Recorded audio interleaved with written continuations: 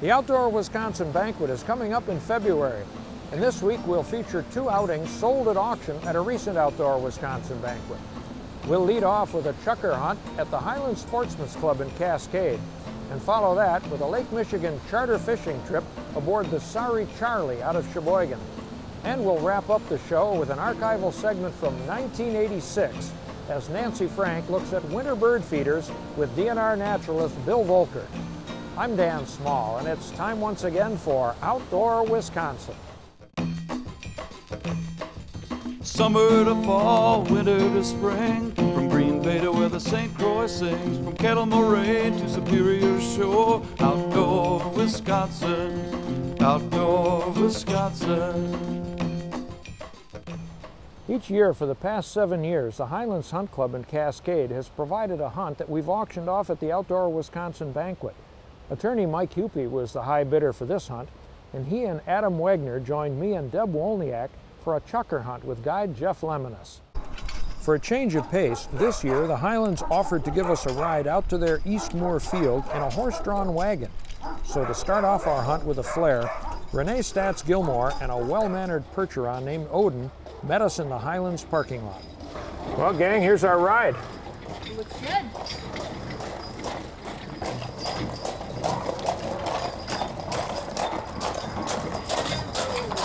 Let's get on. All right.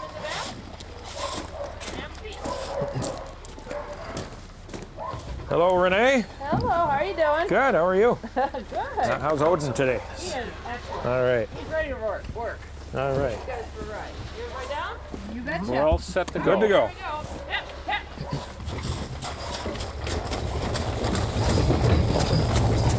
Well, Adam, I'm glad you could join us on our annual hunt here at the Highlands. Well, Dan, thank you very much for allowing me to join you. I was really looking forward to it. Well, we need somebody who can hit these birds. Now, we're after chukars today. Have you hunted them? I've never hunted chukars myself. No, I have pheasants, so hopefully they're not too different. Well, they're smaller and maybe a little faster. Otherwise, very similar. Well, I guess we'll keep our fingers crossed. Yeah.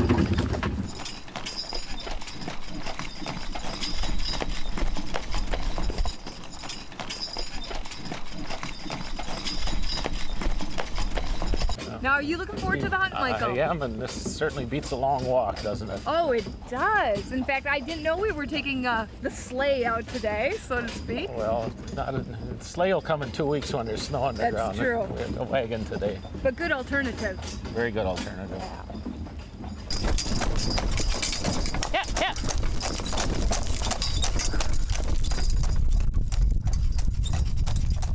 Well, Odin, thanks, pal, for a great ride. Yeah. We'll see you again soon, I hope, huh? Man, he's big. Whew. Renee, thank you. Hey, it was nice meeting everybody. Yeah. Have a good hunt. We will. Thanks a lot. It's a great ride. All right, have fun.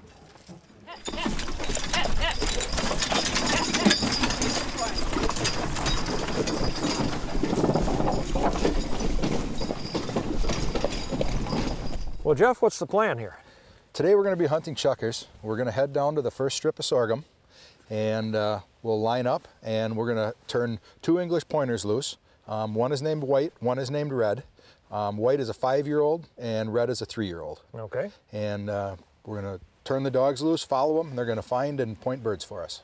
All right, and we're going to shoot them, right? That sounds good. Plan, we'll see. We'll see. Okay.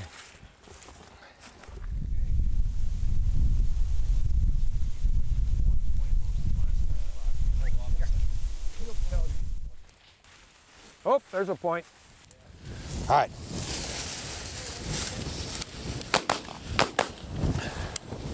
Here.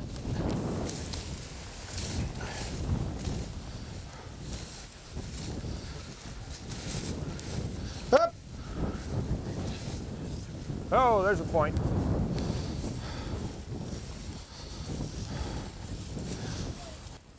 Easy. How far ahead are they usually in this wind? I'll relocate him. He's looking around. Dog on point there, Dan. Whitey got one, or is he just watching Red?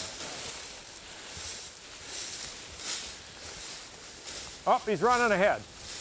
Easy, easy. He's right here ahead of me. Heads up. There he goes. Nice shot, Mike. Well, Mike, you made a nice shot on that chukar. Thanks, Dan. And I wanted to tell you my son Rex couldn't be here today, but he has a present for you. Really?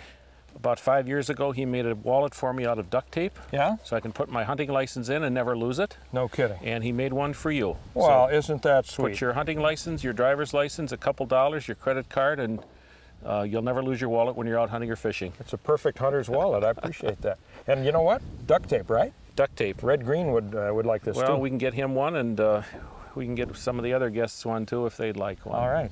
But Mike, there's nothing. No money in it. No money in it. But the price was right. Yeah, goofball. All right, hunt him up. Bird!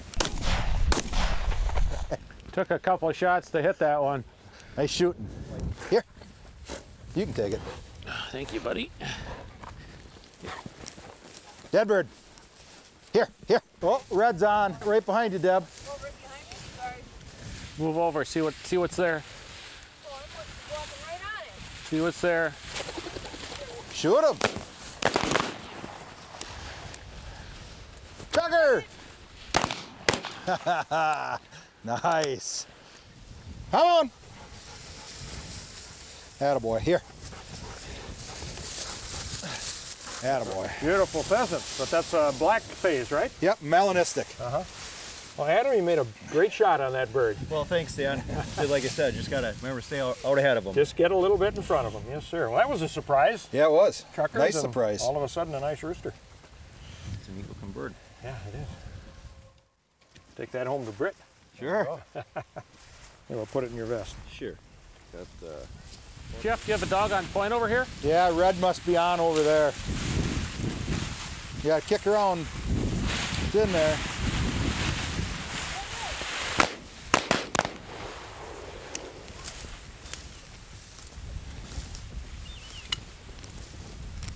This is what a chukar looks like. They've got barred feathers on the flanks and kind of a black mask and chin strap and buff colored belly, slate on the breast. Very pretty bird. Chunky and very good eating.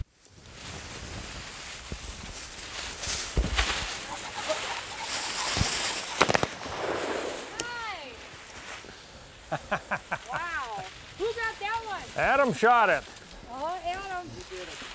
Well, I did pull the trigger, but I know you were on it. Attaboy. Come here.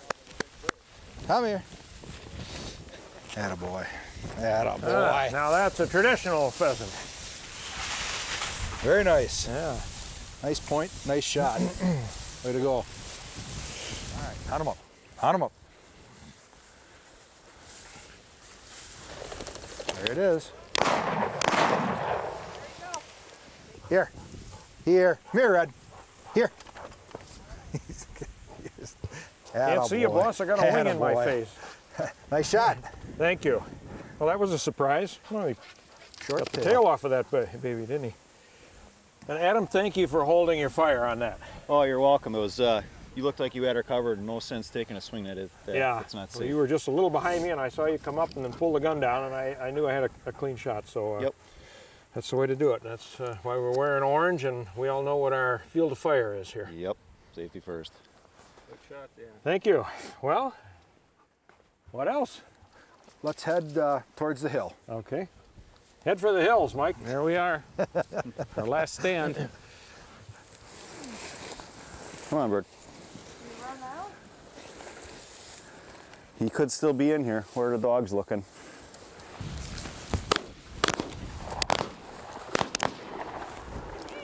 It's hit. It's hit. He's down. I shot a hun. What's that? Nice shot, There's everybody. a hun. There's a hun back there. Everybody is right. I thought that was a Hungarian partridge, but that's obviously the one that they just shot. So had us fooled, didn't it? Sure did. Well, Deb and Mike, I'm glad you guys were last in line on this bird. You brought it down. We had a great time. It only took 4 shots, but we did manage to get the last bird of the day. And a great hunt. Yes, it was great. Well, It's always thanks good to again be out for- at Highland. It certainly is. always Thanks good to again be out. for all your support of the banquet, and Maybe we'll do this again next year. It's a fun time. If I'm the high bidder, we'll do it again next year. All right. All right.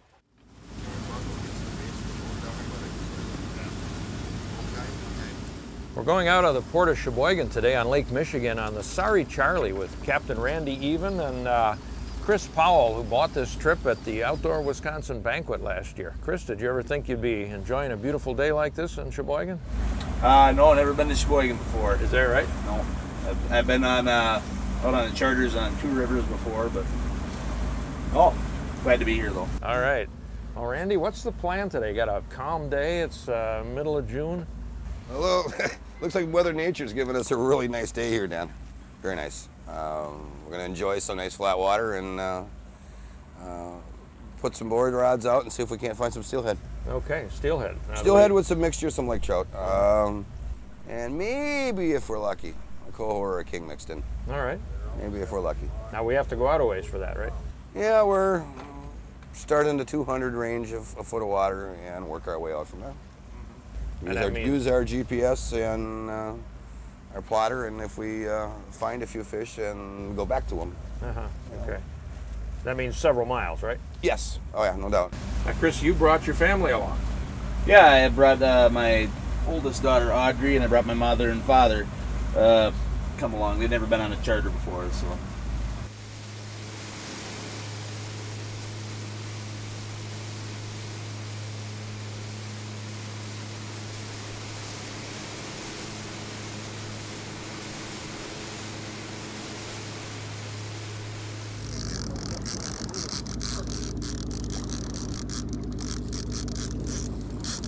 Going the other way.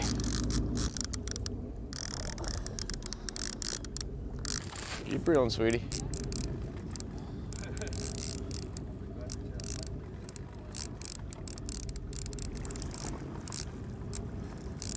A little bit more. Okay, Audrey, now just lift up the rod real slow. Keep lifting. Keep lifting. Okay. You having fun? You want Dad to bring you out again?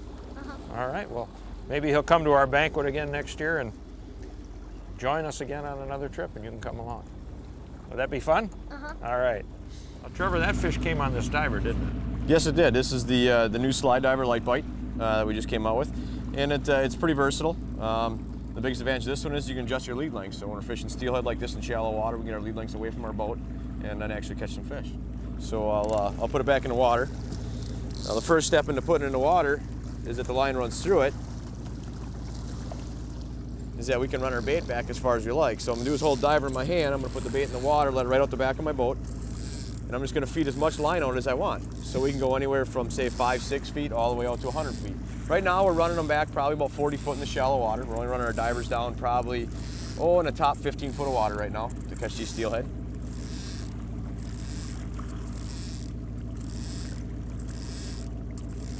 So now once I got my bait where I want it, I'm just gonna set my diver, I'm gonna set my light bite arm in place, the line is through it, I'm gonna lock it in place, now my diver's set to be put in the water. And you can adjust the bottom of it for the weight for which side of the boat. I have it for running on the starboard side of the boat. It's my inside diver, so I have it set at about maybe about 2.5 setting. And what I'm gonna do is now that I got my lead out, I'm gonna grab my rod. Now before we do that, how does it show us how it trips? I can do that. What happens when a fish will strike it is you have this way, and then what happens when a fish strikes it, it's just going to open it right up. It's going to slide right up, really? Just like that. A small fish, all the way, to maybe about a pound salmon or so, can open this diver up.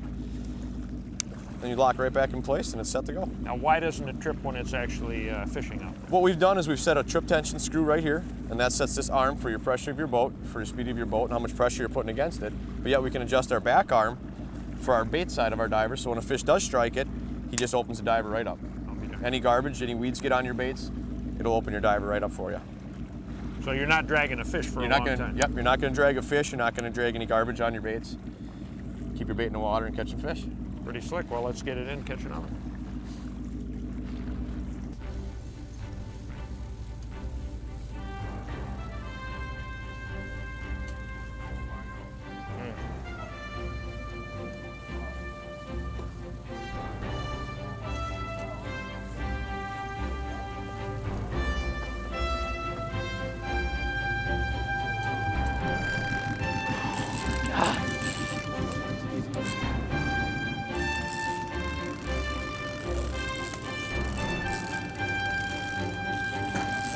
Here, please. Sit up there.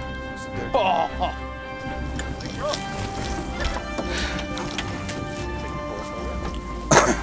Ow.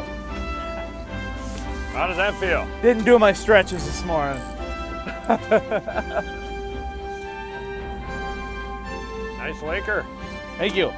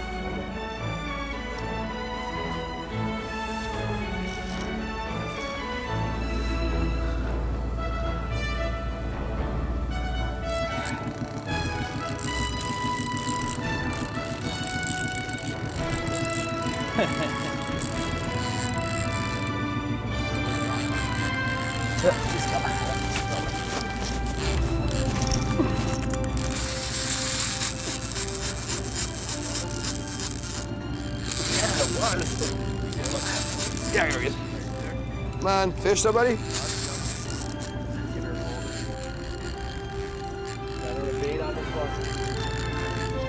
Alright. Woohoo! Keep it coming.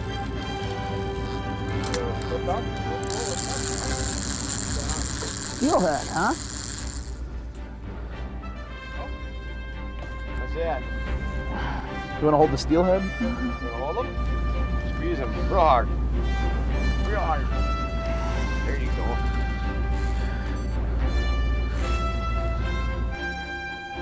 Well, Randy, you and Trevor showed us a great day. Thanks a lot. Well, glad to. That's what we're here for. This catch is pretty much common as we've got, as of late, lake trout and rainbows, and we've definitely lost more than what we caught. We sure did. But boy, we had a good time. Did you guys have fun? I had fun. I had a good time. I'd do it again. All right. Well, Chris, come to the banquet again next year? Yeah, I'll be there. We'll be donating another guide trip, so. Well, great. And bring your superstar. I Audrey will. caught I most will. of the fish. She'll have a great time. Audrey did a great job. 4 for 4, Audrey did. Yeah. Each week during our 26th season, we'll feature a segment from one of our earlier years. In this week's segment from 1986, Nancy Frank visits DNR naturalist Bill Volkert for a look at birds in winter and bird feeders. Not all of the birds that we see in Wisconsin during the summer stay here during the winter. Many of them migrate, but some of them don't. And here in the South Kettle Moraine, we're talking with Bill Volkert, a Department of Natural Resources naturalist. And Bill, what are some of the conditions that wild birds have to put up with in the winter here? Well, first of all, of course, winter is our coldest season, and for Wisconsin is also one of our longest seasons. So the cold temperatures is one of the prime things they have to put up with. And of course, they are well insulated against it. Certainly the feathers is what keeps the birds warm, and I'm sure many of us are familiar with that with our down jackets and sleeping bags. I've got one of those on right now. Sure, it's excellent insulation for us, and the birds, of course, had that trick first. Not only that, but food can be hard to find. With the accumulating snow, it tends to cover up a lot of the food for the birds. And then also, we have some rather short days and very long nights. And of course, birds feed only during those daytime hours, and so they have to find enough energy to keep themselves warm and to keep themselves active and be able to sustain themselves through those very long nights. What are some of the kinds of birds that we'll find this time of year? Well, among the songbirds, the chickadees, the cardinals, they remain with us all year long, as do the woodpeckers and nuthatches. And then we get the invasion of our true winter birds, those birds that winter here in Wisconsin, this being more or less a southerly climate for them, and they'll return back to Canada again for the summer breeding season. Over there at the feeder, I see a cardinal. Can you tell me a little bit about him? Well, that's of course one of the most colorful birds we have in Wisconsin, and I think that's always one of the favorites around the feeder. The cardinal is a bird that will remain around the local area throughout its life, so he's not a migratory bird.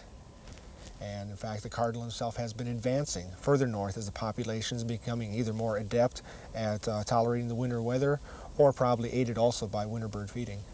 Bill, I understand that you have lots of different birds coming into your feeders here. Well, a good variety do visit, and it's of course the food here that does lure them. What types of birds do you see? Well, there's a good number of the finch varieties, the woodpeckers, the blue jay, cardinal, house sparrows, a variety of common and uncommon. Do they come into specific feeders or foods? Yes, most of them have a definite preference for the food, and each one will feed then at a different part of the feeding station. Should we go take a look at some of them? Sure, let's. All right. Well, here's a couple of different kinds of feeders. The first one we're looking at is a suet feeder. Now, suet, of course, is something that's easily available from the butcher and usually given away either at low cost or nothing at all. This one has a screening in front so the woodpeckers are able to cling to the edge of the feeder, peck out the suet itself, and I've got a little lid on here, and all that does is keep the snow out and the squirrels out of it. Do other kinds of birds use it besides just woodpeckers? The chickadee and the nuthatch also will feed on the suet. And that gives them a little extra energy for the winter. Exactly. What about this one? Now this is another type of suet feeder, and by far the easiest type of feeder there is to make. Just a simple log of an average size. You bore out the holes with about a 3/4 inch drill bit, and every time you cook your hamburger and baking, you save those drippings, let it solidify, and with a knife it can just simply be pasted within it. So one thing you want to avoid with it is don't put perches on here, because of course the woodpeckers can cling to the side of trees. If you do that, the starlings will rest on them, and they'll be feeding as well. Good idea. Let's look at this one. Okay. Looks like you have several different kinds of feeders here. Right, these are the main seed feeders. So this one here has got just a general mix of seed. And let me just scoop a little out, show you what we have in it. The smaller yellow that we're seeing in here is the rounded little millet. There's cracked corn, and of course the sunflower seed. So this provides a little bit for everybody's diet. Sure. And you also notice we not only offer it within the feeder, but since birds get to be a little bit particular and like to have room while they're feeding, we always sprinkle a little on the ground. There are certain species, aren't there, that like to feed on the ground? Oh, exactly. The mourning dove, the juncos, the sparrows, they all prefer to feed more on the ground itself. But there's always one caution with it, since the food does accumulate down here. During the wintertime, with the persistent snow, time and again it will cover and bury it. But as warm as we've had it this past winter, a lot of this stuff will build up and it's exposed, and you do end up with a potential for disease problem.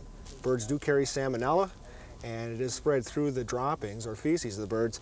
And so when you have a lot of this stuff down here, it's a good idea to rake it up or throw snow on top of it and cover it. And when it starts to show up in spring again, rake that stuff up and get it out of the way. Are these special feeders? Right, this is the thistle seed, also known as Niger.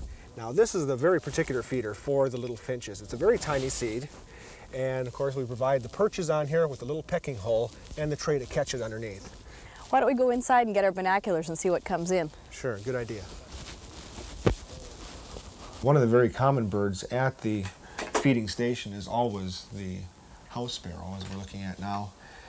House sparrow, of course, is not a native bird to Wisconsin, and in fact is not even a true sparrow. There are some 18 different varieties of true native sparrows in Wisconsin. House sparrow was imported in the middle part of the last century. And nowadays, of course, they have spread very widely throughout North America. There's a ground feeder that I see regularly, a bird that tends to eat on the ground. It's the little gray, the slate gray. Is that a junco? Right, and the junco is actually in the sparrow family. So he's a true North American sparrow and a regular visitor here in Wisconsin every winter. Look there's a blue jay coming in. He's pushing the other birds out. A lot of people do consider the blue jay to be a somewhat aggressive bird around the feeder, and maybe he does make a little extra room for himself. The blue jay, when he comes in, of course, he does tend to chase the other birds out, but I don't think there's anything to worry about because they do take their turn. The blue jays will come in pecking order, each one feeding in turn, and the flock, as soon as they've left, the other birds come in and join in again to take advantage of the feeder. The chickadees that we see around the backyard during any time of the year is probably the very same chickadee group or series of flocks that we have throughout the year. They rarely travel more than about a mile or so from where they're born. The chickadee, for his very small, tiny size, he's out there 24 hours a day. Even when the weather and temperature drops to a very severe condition for ourselves, 20, 30 below zero, which we may occasionally hit in Wisconsin here, the little chickadee, he's out there and lives in that weather, comes and goes to the feeder all day long. Something to us that is really a very adverse situation to the chickadee is the world that he lives in. Of course, the bird feeding is not essential for birds as far as their survival. They've always gotten along just fine without us providing that food. But of course, during winter, and especially following a deep snow, it does make the food a little more available. It lures them around the home, and it may aid a little bit within the survival of some of these winter birds, of course. And it brings them in close range so we can enjoy them. The Milwaukee Muskie Expo runs from Saturday 12th through the 14th at State Fair Park, and I'll be there on Saturday and Sunday. So stop by the Outdoor Wisconsin booth to say hello, or pick up a raffle ticket for a chance to win a hydrojet-powered canoe from Wilderness Scout. For more information on the Muskie Expo or this week's features, log on to our website, mptv.org, and follow the prompts to Outdoor Wisconsin. Well, next time, Tom Neubauer goes ice fishing on Pewaukee Lake. I'll look at a wetland restoration project near Lake Mills, and we'll turn back the clock to 1987 as Larry Bandy gets a snowboarding lesson. I'm Dan Small. Join us again next week for Outdoor Wisconsin. When the work in life is way too much, when you're in too deep and way out of touch, lace up your boots and get out of town, take a walk in the wild, or sit down and listen. Listen to the sounds of the critters of the night, the wind in the leaves and the little river run, coyote brother howling in the full moonlight. Outdoor Wisconsin. Hike, fish, hunt, camp, sail, canoe, ski, photograph, laugh, do what you want to. Stick your nose where the wild rose grows. Outdoor Wisconsin. Outdoor Wisconsin.